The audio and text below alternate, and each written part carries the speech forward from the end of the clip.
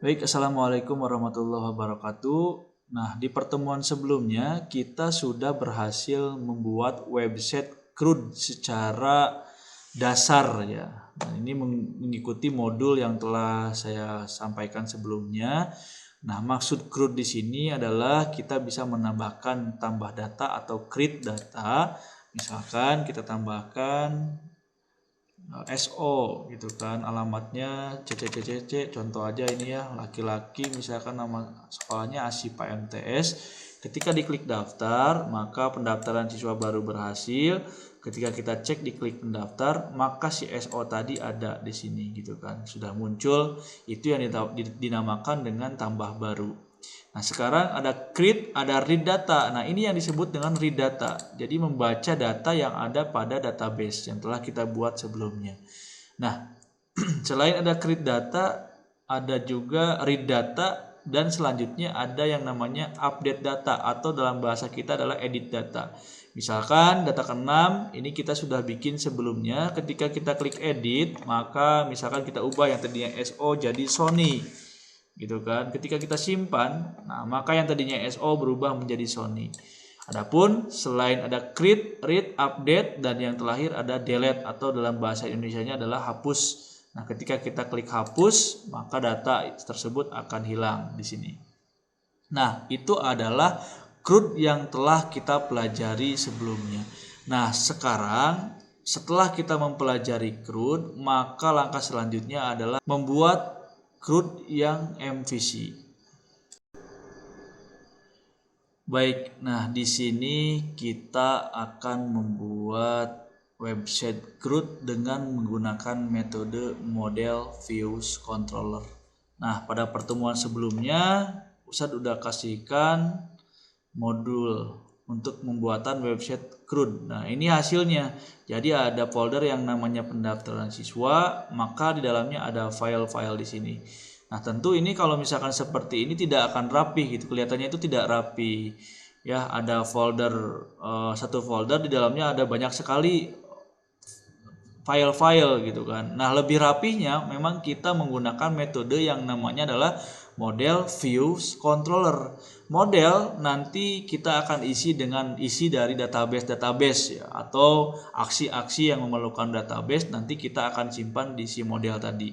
Views, nah segala tampilan nanti akan kita simpan atau tampung di folder yang namanya views.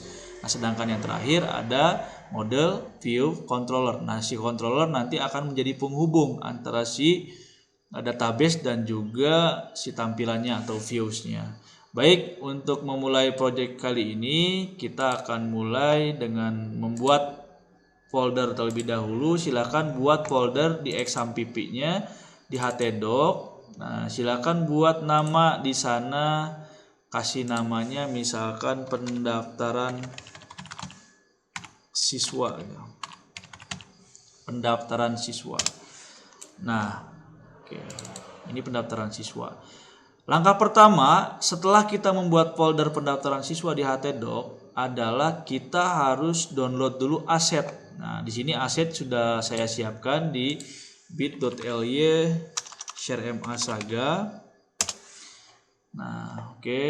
Nah, nanti untuk template-nya bisa diambil di PHP. Nah, di sana ada yang namanya aset. Silakan nanti bisa di-download aja si folder asetnya.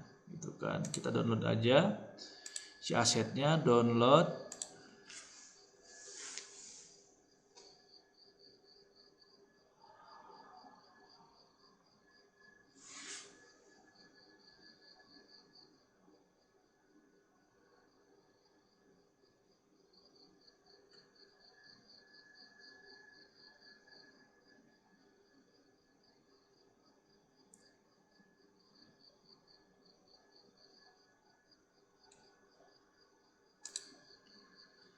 Nah, baik, jika sudah selesai biasanya berbentuk folder rar seperti ini gitu kan. Yang langkah pertamanya berarti kita akan ekstrak terlebih dahulu. Silakan klik kanan pada folder aset tadi, lalu klik extract all, lalu pilih ekstrak. Nah, kita tunggu sampai selesai.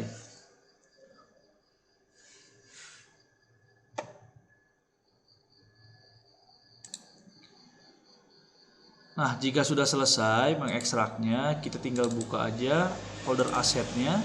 Nah, kita akan copy dari mulai folder aset ini. Berarti kita tinggal Ctrl C, lalu pindahkan ke folder C, xhampp, htdoc, lalu cari folder tadi yang namanya adalah pendaftaran siswa.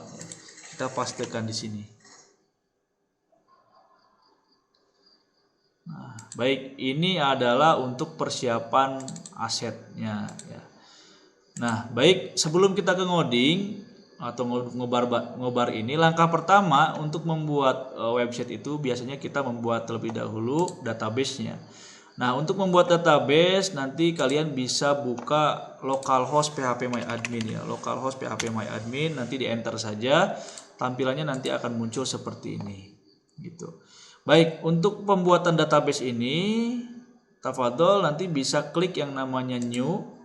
Nah, lalu di sini kita tuliskan aja nama database-nya apa. Misalkan di sini kita akan kasih nama crud_db.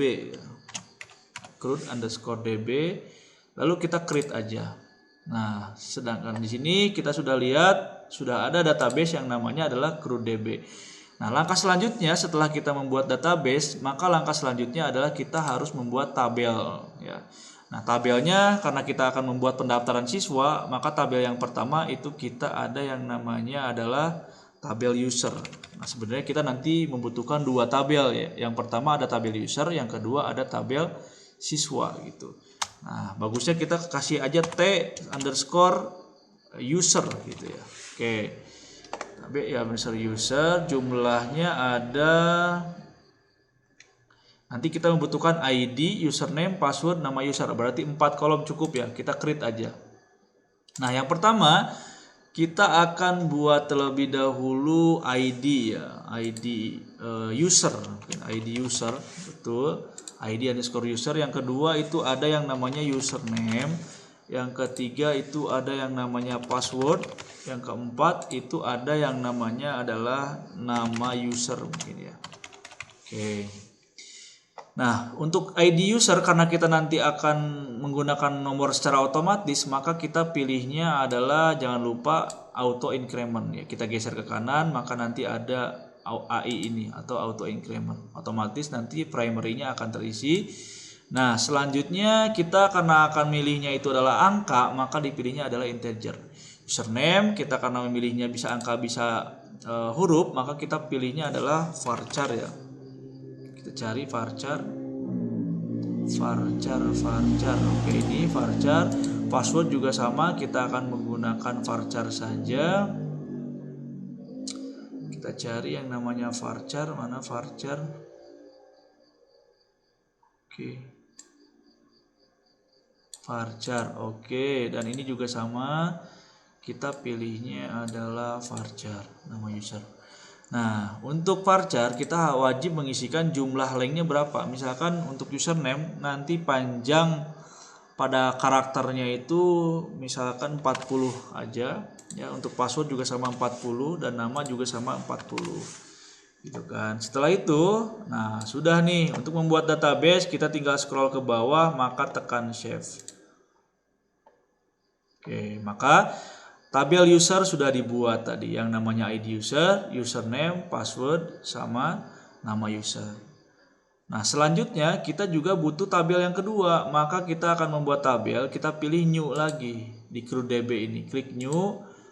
Nah, oke, atau kita juga bisa pilih crud_db lagi juga bisa ya di sini, tapi kita akan pilih dari new aja di sini. Oke, tabel name-nya namanya apa? Misalkan di sini namanya adalah tabel siswa, berarti T pakai huruf kecil aja semuanya ya, T siswa. Oke, yang pertama di T siswa itu ada yang namanya ID siswa berarti. Oke, ID siswa.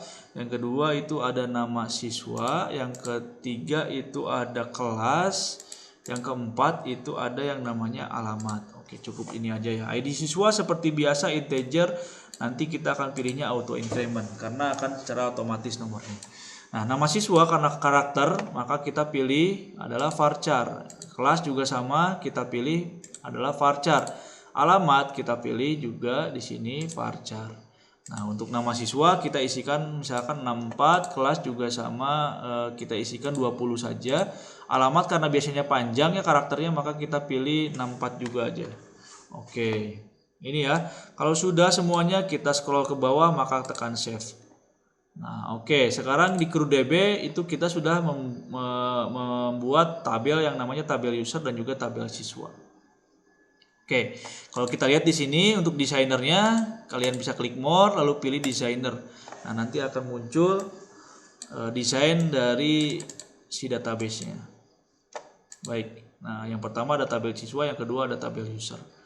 Nah, ini adalah untuk pembuatan dari database-nya.